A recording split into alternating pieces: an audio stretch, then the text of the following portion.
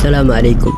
kusoo dhawow YouTube-keena Abdi Channel. fadlan haddaad noogu subtay subscribe inoo saar. nin taajir ah ayaa dukaankiisa iska hiraayay wuxuuna u sooday gurigiisa. marka uu bahay kadib waxaa dukaankiisa galay mas aad weyn. maska aad ayuu u baahanaa wuxuuna raadinayay wax uu cuno. dukaanka meel uusan ka raadinin ma jirto, isagoo weli cunto raadinayo ayaa waxa uu isku soo riday masaar meesha taale wuuna dhaawacmay. aad ayuu u hanaagay wuxuuna isku dayay inuu ka argoosto masaartii. wuxuu bilaabay inuu ganiino masaartii, laakiin maskii ayaa kibir iyo hanaag isku darsaday. ganiinitaankiisii ayuu sii watay. waa uu daalay siduu ula dagaalayay masaartii oo u ganiinayay bartiis ayuu ku dhintay. maalintii xigtay ayaa taajirkii furay dukaanka, wuxuuna arkay mas dhintay oo agtiisa taala masaar dhiig leh. maska kuma dhiman gacan qof kale ee waxaa dilay hanaagiisa.